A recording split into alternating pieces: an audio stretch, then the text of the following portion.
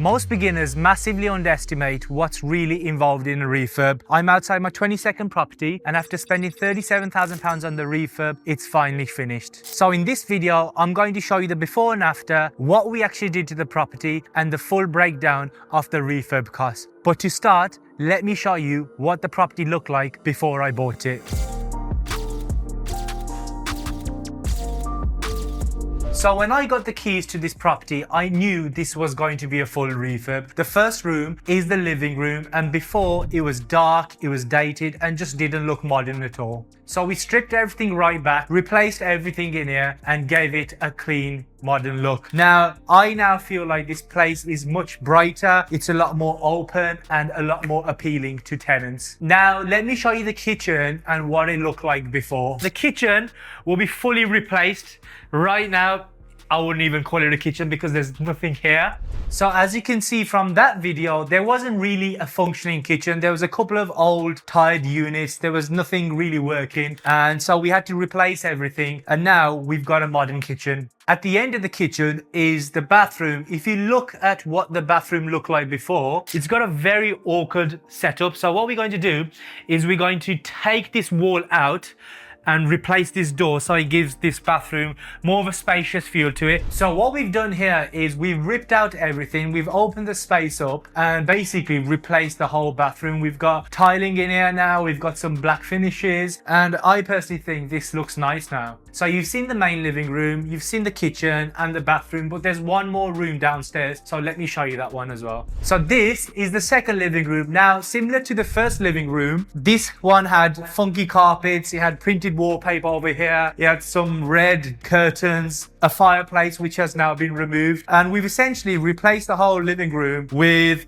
laminate flooring. We've replastered the walls, freshened it up with some paint, got a feature wall in here, and we also had some damp in the corner over here, which has now been removed. So upstairs, there's 3 bedrooms in total, and I'm going to show you that. But before that, let's just stop here for a second. What I'm going to do, I'm going to pull up a video. If you look at the before version of this space, it just looked really tired. There was wallpaper over here. We've replaced it with some new carpets. We've replastered the walls, and essentially this place looks upgraded. So let me show you the first bedroom, which is this one. Everything you're seeing here will be replaced. It's going to look like a brand new bedroom, and that's exactly what we've done to this bedroom, which is the smallest one out of the 3. Bedroom number 2. So this is bedroom number 2. Now, originally, this had some pink wallpaper here. It even had a fireplace in the bedroom, which I don't know why, which we've had to remove. Again, we've replaced the carpets, we've replastered, repainted, added a feature wall in, and overall, this just looks like a new bedroom now. Before we go to the third bedroom, take a look at what it looked like before.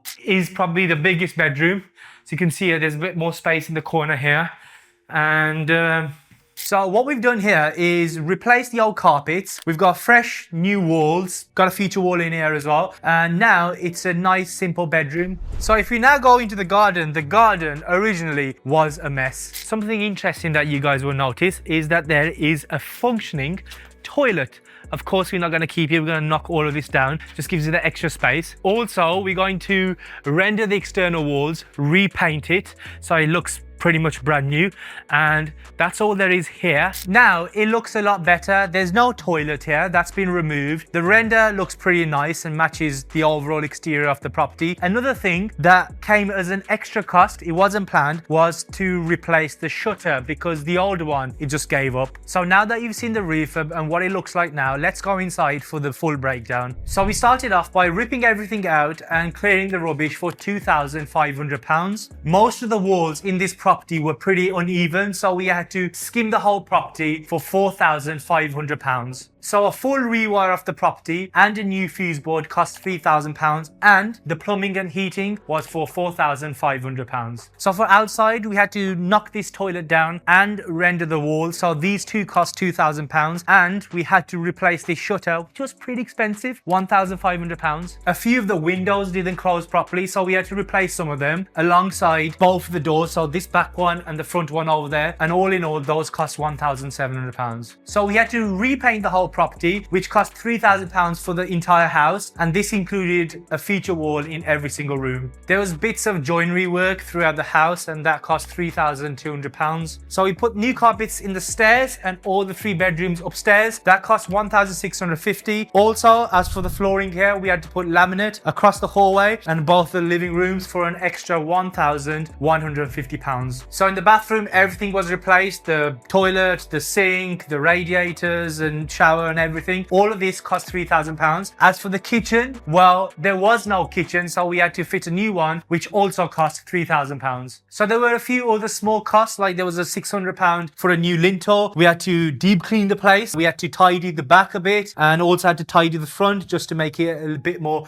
appealing. And all of these cost, I mean, the lintel cost £600, the other cost a few £100 here or there. So after spending £37,000 on this property, what will the deal look like? How much money am I going to make? Let's break it down. So the purchase price was £78,500. Stamp duty £3,925. We had solicitor fees, which were £1,307. I'm just reading off my notes here. Auction fees were £4,400. There's broker fees £495, and the bridging loan will be around £5,000 or £5,500. I haven't exited it yet because I'm still refinancing this property. So using a 25% deposit and all the other costs, I had to put down £71,752 of my own money in the deal originally. So I'm in the process of refinancing this property for £155,000. Now, next door, there's a property on sale for £165,000. And I'm not just saying it, but my property is definitely better. It's brand new and it's slightly bigger than this, but we're just going to stick with the 155k. If we do get that valuation, fingers crossed, then I'll be leaving in £15,000 of my own money left in this deal. So originally,